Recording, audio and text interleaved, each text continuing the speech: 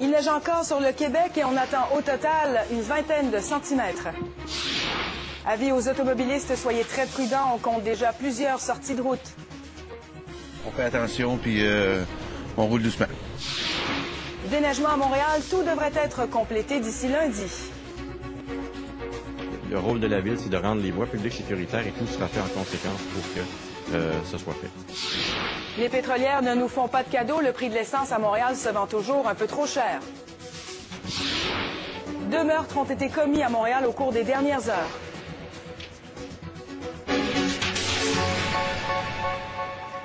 Bon début d'après-midi, mesdames, messieurs. Bienvenue à LCN. Alors, bien sûr, les Québécois sont nombreux aujourd'hui à emprunter les routes en cette veille de Noël.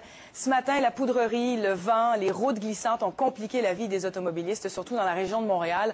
Les voyageurs qui sont invités à faire preuve de la plus grande prudence, car bon nombre d'autoroutes sont toujours enneigées à certains endroits. À Montréal, on attend de la pluie cet après-midi et en soirée également, ce qui devrait compliquer davantage la situation sur nos routes. À Québec, le scénario qui se répète également, les conditions sont passables un peu partout. On a reçu jusqu'ici une dizaine de centimètres, la chaussée qui est enneigée aussi.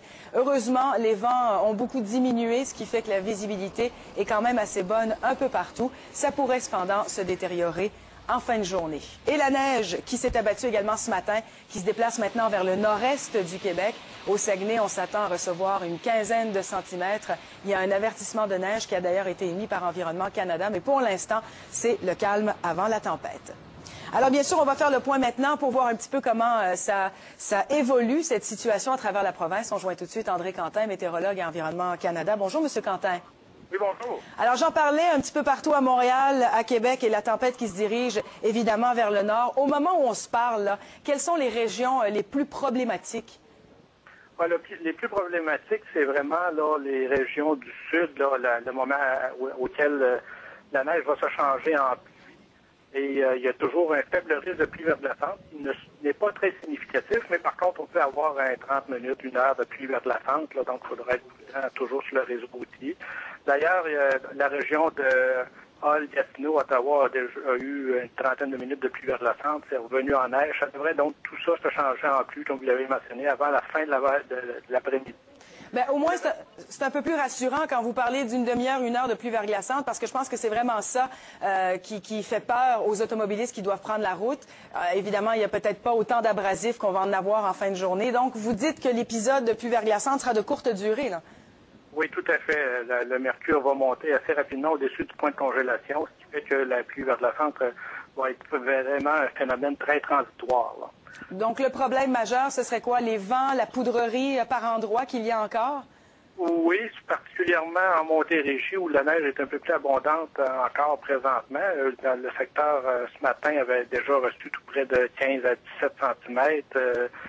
Donc, on peut s'attendre à une bonne vingtaine de centimètres au total avant le début là, de la pluie plus tard cet après-midi. Et ce soir, donc, la pluie va s'intensifier. Donc, il pourrait y avoir des problèmes d'aquaplanage, donc avec cette neige qui bouche tous les renvois. Là. Naturellement, il pourrait y avoir des accumulations d'eau locale là, sur les réseaux routiers. Il faudra être prudent, là, même si y a pas, ça a l'air anodin, la pluie, il y a toujours les risques d'aquaplanage. Ah oui, c'est sûr que ça peut être traître à ce moment-là. Donc, dans le fond, il faut surveiller toute la journée et même au cours de l'après-midi, ça va se détériorer. Et au cours de la soirée, avec cette pluie-là, il faudra faire encore très attention. Oui, tout à fait. Et si on a à voyager sur de longues distances, ben là, si on va naturellement vers l'Outaouais, les conditions vont être semblables. Plus on va aller vers l'est, jusqu'à Trois-Rivières, Québec, la neige devrait se changer en pluie, même jusqu'aux alentours de Rivière-du-Loup. Par contre, les secteurs plus à l'est, si on va vers Montjoly, Rimouski, Matane, la Gaspésie ou la Côte-Nord, la Côte-Nord, Tadoussac, Bécomo, là, c'est de la neige et de la neige abondante également, là, au Saguenay. On parle d'accumulations qui vont avoisiner entre 15 et 25 cm de neige jusqu'à demain matin dans ces secteurs. Bon, juste en terminant, M. Quentin, au cours des prochains jours, parce que bon, il y a des gens qui vont veiller tard ce soir, est-ce qu'il va falloir dormir chez les proches et les amis pour éviter de prendre la route au cours de la nuit ou au cours des prochaines heures? Comment ça va se passer pour demain ou après-demain encore? Oui, la nuit prochaine, donc, la pluie revient en neige. Il y a de forts vents de l'ouest-nord-ouest qui vont s'élever. On parle même de rafales jusqu'à 80 km/h en plusieurs endroits. Donc, même si la neige va tomber faiblement, il pourrait y avoir de la poudrerie, des visibilités réduites là, au cours de la nuit et très tôt demain matin. Par contre, demain, là, le ciel se dégage sur les portions ouest de la province et ça devrait se propager comme ça sur le secteur est en journée. Donc, pas vraiment de problème pour l'ouest pour se déplacer demain. Et vendredi, là, ça va être une très belle journée partout à la grandeur de la province. Merci beaucoup, M. Quentin. Un plaisir. Au revoir, à plus tard. Et maintenant, les précipitations, bien sûr, des dernières heures rendent la vie compliquée aux automobilistes. Il y a la Sûreté du Québec qui rapporte que les sorties de route se comptent par dizaines sur le réseau routier du Québec. On va tout de suite, d'ailleurs, faire le point avec Transport Québec. On joint Alain Lucier. Bonjour, Monsieur Lucier. Bonjour. Alors, les conditions actuellement, comment ça se passe? Parce que ça a été compliqué ce matin, ce l'est encore sur certains tronçons de route. Actuellement, à l'heure où on se parle, quels sont les tronçons ou les routes les plus problématiques? Les plus problématiques, c'est sûr que l'Abitibi-Témiscamingue, avec des chaussées qui sont glacées par endroits à glacer. Par contre, dans la région de Montréal, c'est de plus en plus dégagé.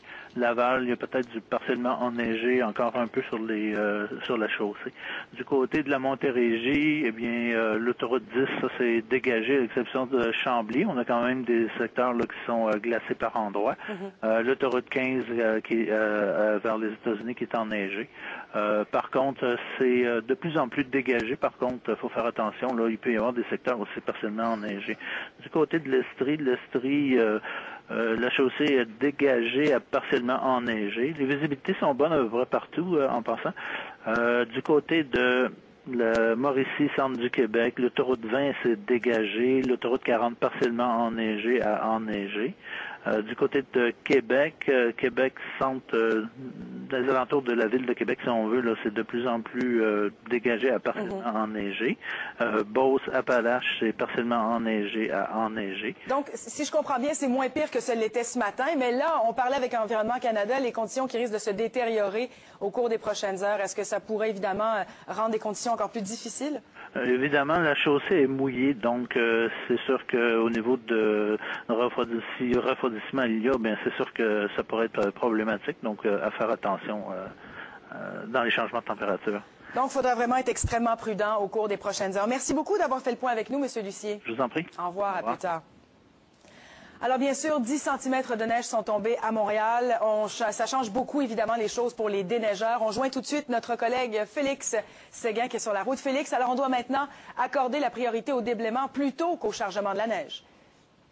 Bon, voici le bilan des opérations maintenant pour ce qui est de la ville de Montréal. D'abord, vous devez vous dire que 60% des opérations de chargement de la neige sont complétées. Donc, 60% du territoire montréalais est dégagé présentement. Mais là, les 14 cm de neige qui sont tombés, évidemment, 14 cm qui s'ajoutent aux 20 déjà tombés lors de la tempête de dimanche, viennent compliquer les opérations. C'est pourquoi, depuis midi, Montréal n'est plus en mode chargement de la neige, mais bien en mode déblaiement à nouveau et en mode épandage d'abrasifs sur le réseau routier ainsi que sur les trottoirs. Les opérations vont donc se poursuivre comme ça pour toute la journée du 24, donc jusqu'à ce soir pour le réveillon, toute la journée de Noël demain aussi. Et le chargement de la neige ne recommencera que le 26 pour se terminer peut-être le 28 ou encore le 29. C'est donc dire que après cette tempête de dimanche, après cette accumulation survenue dans la nuit d'hier à aujourd'hui, Montréal aura été sous la neige presque pendant 8 jours, en fait 9 jours peut-être aussi.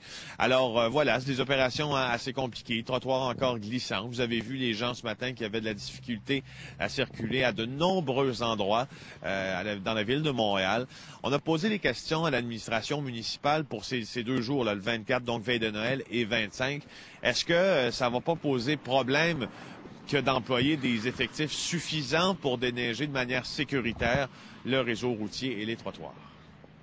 Est-ce que les conventions collectives en vigueur avec les cols bleus viennent pas poser problème en ce sens-là? Bon, le 25, le 26, j'imagine que ce n'est pas plein effectif, là. Bon, donc ce n'est pas la question de la convention collective n'est peut-être pas ma spécialité, mais je dois dire par contre que si on a besoin d'effectifs, il va y avoir du temps supplémentaire, c'est certain, mais le rôle de la ville, c'est de rendre les voies publiques sécuritaires et tout sera fait en conséquence pour que ce soit fait. Il y a environ 3000 cols bleus et sous-traitants là, de la Ville de Montréal qui sont appelés présentement sur le réseau routier. On a vu évidemment beaucoup de déneigeurs à l'œuvre, mais on a vu aussi beaucoup de gens qui avaient de la difficulté à circuler. Alors la Ville de Montréal demande à ses citoyens d'être prudents, encore une fois aussi de respecter les interdictions de stationner qui seront affichées et qui sont encore affichées à plusieurs endroits à la Ville de Montréal. Ce sera plus facile, ça facilitera les opérations de déneigement, facilitera probablement aussi la vie de l'automobiliste qui ne veut pas voir sa voiture remorquée, évidemment. Merci beaucoup, Félix, pour ces conseils. Et maintenant, on change de registre. Un meurtre qui a été commis hier soir dans le quartier Saint-Michel à Montréal. La victime est un homme d'une quarantaine d'années. Il se trouvait à l'intérieur d'un café-bar situé sur la rue Charland. Il a été atteint d'un projectile d'arme à feu. Son décès a été constaté sur place par les paramédics d'urgence santé. Le suspect a pris la fuite à pied. La victime n'est pas connue des milieux policiers qui, pour l'instant, n'ont aucune idée du mobile de cette agression-là. C'est le 29